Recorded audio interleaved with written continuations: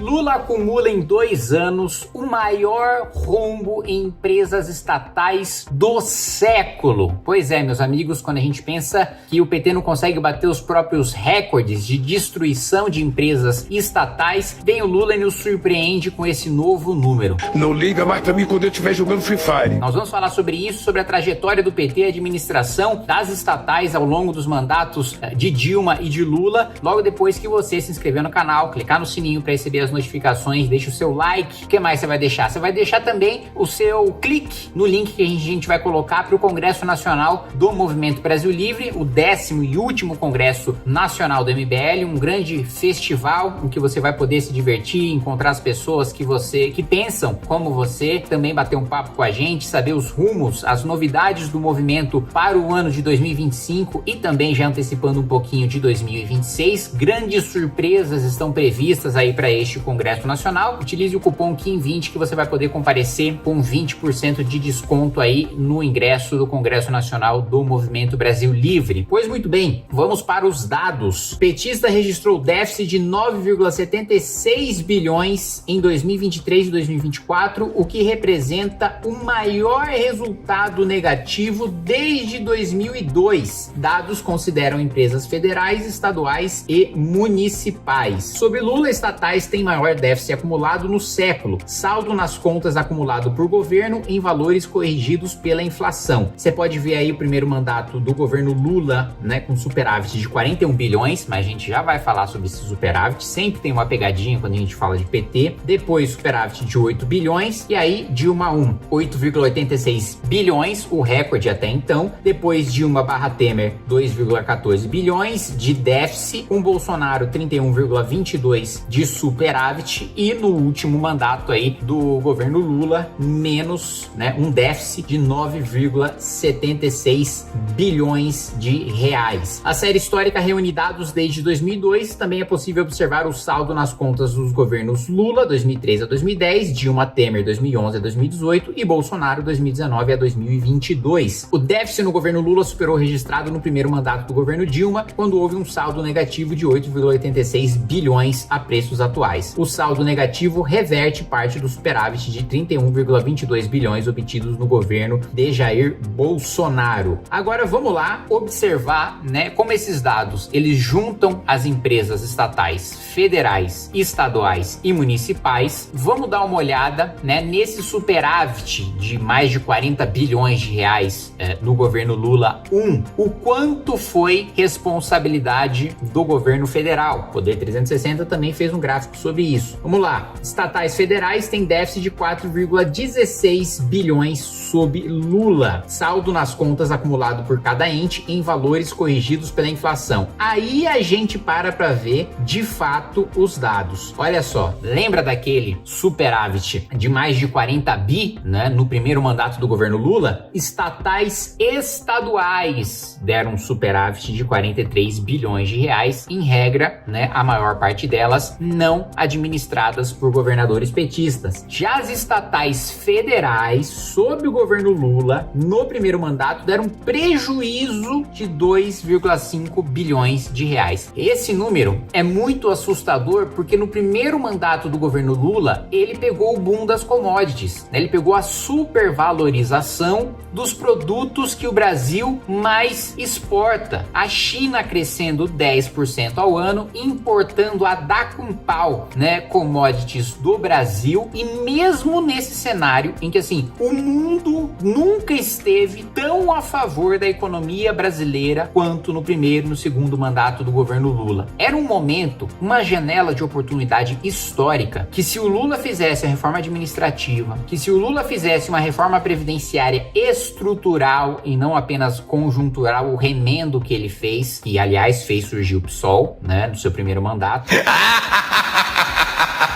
Se ele tivesse promovido uma reforma trabalhista, nossa, a gente estaria muito estruturado, com muito dinheiro em caixa para fazer investimento, que é diferente de gasto. Gasto é aquele dinheiro que você pagou, você nunca mais vai ver, né? É salário, né? É conta de luz, é conta de água, são despesas obrigatórias. Investimento é aquilo que vai dar retorno no futuro, né? Ferrovia, hidrovia, porto, aeroporto, a construção de novos hospitais, de novas escolas, coisas que agregam para o futuro, investimento que vai dar retorno no futuro, diferente do gasto. E o que o governo Lula fez, basicamente, aumentou os gastos, né? Em vez de aumentar os investimentos, aliás, o programa de aumento de investimentos foi o PAC, que foi o programa mais corrupto, né, da história do país, em que a gente basicamente tirou dinheiro do mais pobre para dar para a elite empresarial corrupta do nosso país. A gente teve uma oportunidade, eu fico triste de lembrar disso. E a vontade de chorar é inevitável. Uma oportunidade de pensar nisso, né? Porque eu não me lembro muito do governo Lula 1 e Lula 2, mas em pensar que o mundo inteiro estava ao nosso favor, a economia do mundo estava ao nosso favor, a nossa diplomacia e as nossas relações nunca estiveram tão boas, o crescimento econômico do mundo nunca esteve tão bom para o Brasil, e a gente poderia ter se estruturado para hoje ter um IDH do Chile ou superior ao do Chile, hoje ter números de país desenvolvido, se a gente tivesse feito isso lá no primeiro mandato do governo Lula. Mas não, o que a gente teve teve o superávit de 40 bi. Pois é, né? Superávit de 40 bi por causa de estatais e estaduais e não as federais. Lula 2, mesma coisa. Enquanto as estatais e estaduais tiveram superávit de 18 bi, as federais déficit de 10 bi. Ou seja, em nenhuma administração petista houve superávit em empresa estatal. Sempre houve prejuízo. Sempre a gente teve que tirar dinheiro do pagador de impostos, que no Brasil é o mais pobre, e vamos lá. Nada de uma reforma tributária que desonere o consumo e que acabe com esse sistema em que proporcionalmente quem mais paga imposto no nosso país é mais pobre. E o governo teve muita oportunidade para fazer isso. O governo tinha maioria tranquila para mudar a Constituição. Vamos lembrar, a gente estava na ditadura da propina. O PT aprovava a emenda constitucional que quisesse, né? Lula 1, Lula 2, Dilma 1, aprovava o que bem entendesse. Popularidade no alto, liderança carismática, esquemas de corrupção extremamente bem elaborados, articuladores políticos habilidosos do Congresso Nacional poderiam ter aprovado e não fizeram. Verme maldito!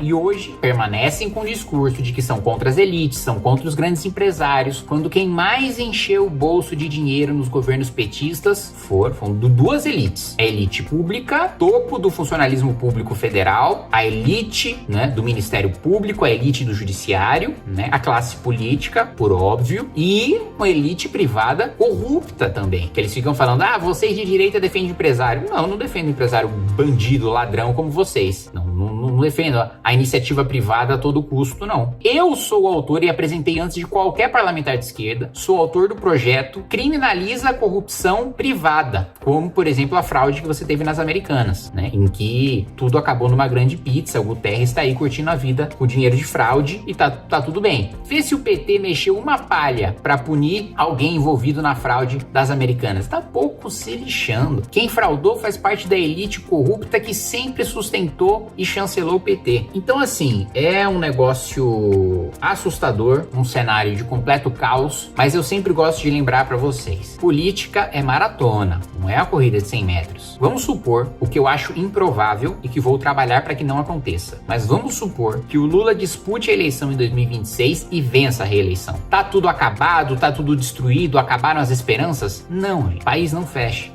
Há mudanças que são feitas e que demoram gerações, 20, 30, 40 anos. Não são 4, 8, 12 anos de governo que vão fechar o país. O país não fecha, o país continua existindo. E o pêndulo do poder sempre vai voltar para o outro lado. Política é cíclica. Uma hora a direita está por cima, outra hora a esquerda está por cima. A questão é, quanto a gente consegue mudar as estruturas do país para que mesmo quando uma pessoa de esquerda esteja no poder, o estrago que ela cause seja limitado. Então eu tenho essa tranquilidade de saber que é uma luta de longuíssimo prazo, de saber que nós vamos sentir o gosto amargo de derrotas ao longo desse caminho, mas de ao mesmo tempo saber que essas derrotas amargas ao longo do caminho, muitas delas vão ser notas de rodapé na história. Não significam nada de uma perspectiva histórica, uma perspectiva de construção de país, uma perspectiva de construção de legado. E é isso que você, que pensa como eu, que vive não apenas pela sua vida presente, pelo seu dia a dia, mas por aquilo que você vai deixar para as futuras gerações, é isso que você tem que ter em mente. Se não, meu amigo,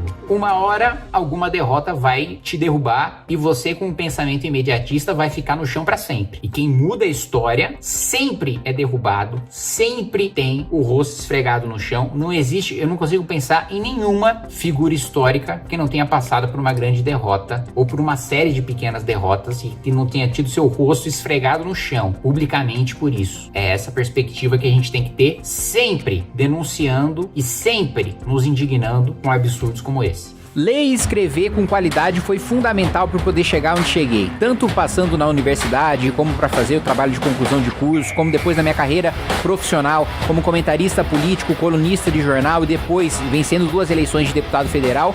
Foi fundamental ler e escrever com qualidade, absorver o máximo possível dos livros que eu lia e também poder escrever primeiro redações e depois 3 livros já publicados, todos eles muito bem vendidos. Se você também quer fazer parte desse time das pessoas que possuem a habilidade de ler, de escrever, de absorver aquilo que estão lendo, de conseguir passar suas ideias com clareza e com qualidade, a gente está agora com o curso Os Segredos da Escrita. Se você se interessou, é só você clicar no link da descrição do vídeo.